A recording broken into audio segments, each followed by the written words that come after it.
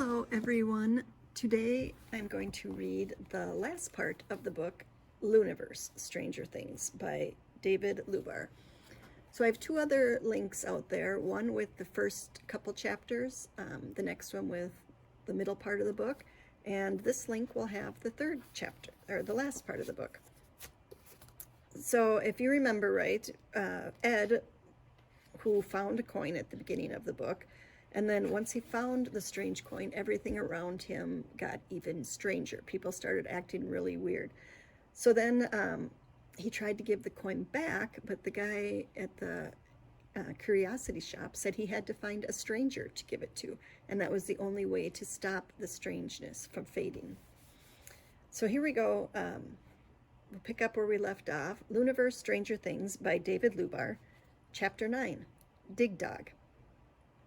A strange sound woke me Sunday morning. I looked across at my 5 goldfish.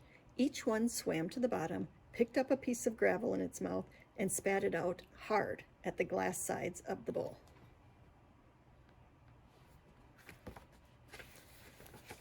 It looked like they were trying to break free. See, ping, ping, ping, ping. When I have a tough problem to solve, I like to sit under the old apple tree in the backyard and think, so I headed out back. Rex and Willow were there. I watched Rex dig a hole. When he was finished, he used his teeth to grab Willow by the scruff of the neck. I expected her to hiss and scratch, but she purred so loudly I could hear her from halfway across the yard. Rex dropped Willow in the hole. "What are you doing?" I asked. He ignored me, turned around, and kicked the dirt back in. "Stop that!" Rex sat at the edge of the hole. He was panting with that dog expression that looks kind of like a smile and also kind of like he has a stomach ache. So here he is picking the cat up and putting her in the hole and pushing dirt back over her. I rushed over to rescue Willow, but Rex began to dig again. A moment later, Willow leaped out of the hole and started to lick herself clean. Great. Most cats get hairballs. My cat is going to cough up mud balls. Rex walked to a different part of the yard and started to dig another hole. Willow followed him. So did I. I couldn't stand all this strangeness. I had to do something. Anyone who's ever been on a merry-go-round knows how slowly it turns when you stand at the center. The farther out you go, the faster things spin. My brothers, my sisters, my pets, and my friends were standing far from the center, way out in the Looniverse. They'd always been strange, but now it was like they were clinging to the very edge, with their feet flying in the air. I was in the center, the only normal person of us all. There he is in the center of the merry-go-round with his family flying around him. After Rex finished digging, I waited until he picked up Willow. Then I tossed the coin into the hole. Rex instantly dropped Willow. "Good boy," I said. Rex started to fill the hole. I went to check my fish. They were swimming around like normal. Burying the coin seemed to have worked. Just to be safe, I went out back to make sure the coin was still buried. When I got there, I found Sarah Beth, Derwin, Libby, Quentin 1, Moose, and Mouse were all there. They stopped talking the instant they saw me. Now I really felt left out. "What's going on?" I asked. "We want to talk to you," Sarah Beth said. "Right now," Moose added. I felt a ripple in my stomach. I'd never seen them look so serious. Chapter 10, Strange Truths. "What do you want to talk about?" I asked. They stood there looking at one another and at the ground and at the clouds, but not at me. What could be so terrible that they were afraid to tell me, I wondered. Finally, Derwin stood on his tiptoes and whispered something to Moose. Then Moose stepped forward.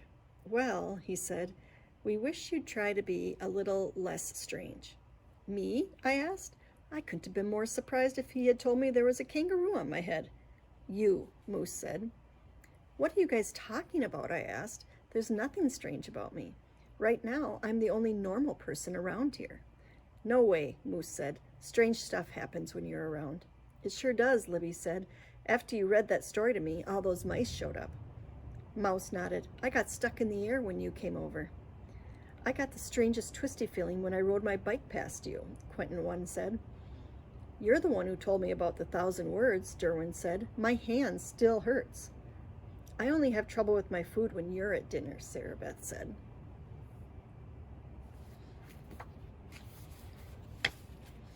And now he's thinking about all those different things that happened when Mouse got thrown up in the air, when Quentin 1 rode by and his neck kind of turned around like an owl, when his little sister was the Pied Piper for those mice, when his little brother wrote all the words to exchange for a picture, when his sister made a train out of food and it actually worked.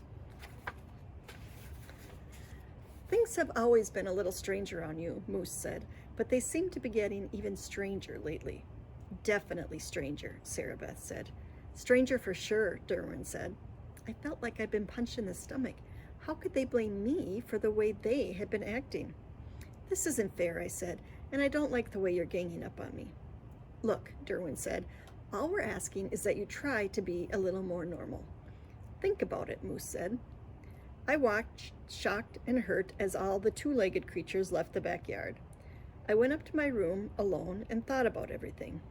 If I did nothing and let the coin fade without giving it to the stranger, I would remove all strangeness from the world. Was that what I wanted? I thought about how both Derwin and Moose had shouted, "What a great idea!" I thought about all the wonderful paintings, movies, and books that must have started out as strange ideas. Did I want a world without any strangeness? No. I ran out back, grabbed a shovel, and dug up the coin. When I saw it, my heart sank. The face was smooth and blank. I looked closer, but I could barely make out the R in stranger. I needed to give the coin to the stranger immediately, but I still didn't know who it is. Think, I told myself. I remembered Mr. Sage's words, "Let your experiences guide you." I thought about my experiences since I'd found the coin. Derwin made a saying become real. Sarah's Beth's train moved. Libby's mice showed up. Moose got a swell idea. Mouse lifted himself. My pets acted weird. Then everyone blamed me for the strangeness. Their words echoed through my mind. Getting even stranger lately. Definitely stranger. Stranger for sure. It all fell together. I finally knew who the stranger was. Chapter 11. Normally strange? I thought about Derwin's pencils. A sharpener makes things sharper. A sweetener makes things sweeter. The stranger makes things stranger. Could it be? I whispered. Am I the stranger?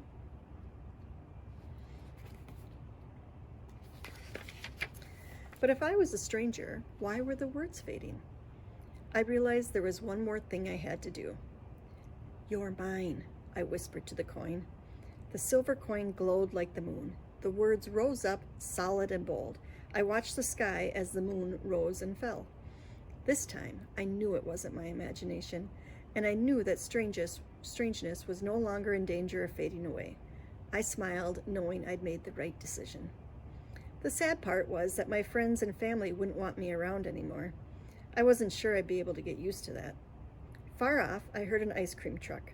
Maybe a strawberry ice pop would cheer me up. I went around to the front yard. Derwin, Moose, and the others were standing there waiting for me. Quentin 1 was gone, but Quentin 3 was there on his skateboard. We're sorry about what we said, Sarah Beth told me. It's pretty boring when you're not around, Moose said. Very boring, Derwin agreed. Nothing fun happens. So you want me around again? I asked. Absolutely, they all said. That's great, I said. The music of the ice cream truck moved closer.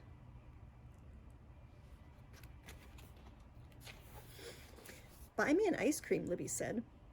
Money doesn't grow on trees, I told her. Maybe it grows under them, Derwin said. Let's see. Moose lifted up an oak tree and looked under it. Hey, I found a dollar bill, said Derwin.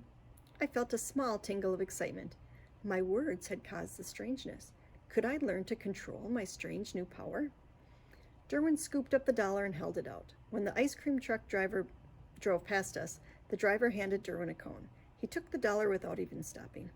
Your cone looks like a rocket ship, Sarah Beth said. She grabbed the ice cream cone from Derwin and turned it upside down. It shot up into the air. I felt another tingle. I guess I helped to make her imagination do strange things. I'll get it, Mouse said. He took off, running so fast his feet didn't touch the ground. Quentin 3 chased after him. The wheels fell off his skateboard, but he kept going. Read me a story? Libby asked. Sure, I told her. Go pick a good one. No mice this time. And no snakes or giant spiders either, okay? Okay. She ran towards the house. Halfway there, she stopped and asked, Dragons? Only if they're small and friendly, I called back. I spotted Mr. Sage across the street. I held up the coin in one hand and then pointed at myself with the other. Mr. Sage nodded and smiled. Then he walked off. But I was sure I'd be seeing him again soon. I am the stranger, I whispered to myself. I liked the way that sounded. I thought about how I'd had to give the coin to myself. I guess it made sense that the stranger would have a strange start. It felt good to be standing in the center of my very own Looniverse, with strange and amazing adventures ahead of me. The end. So, if you liked that book, it's part of a series called Looniverse, and there's like 3 or 4 more books in this series, which we have at the library. So when things get back going, if you like this book, you can come in and check them out. Thanks for watching.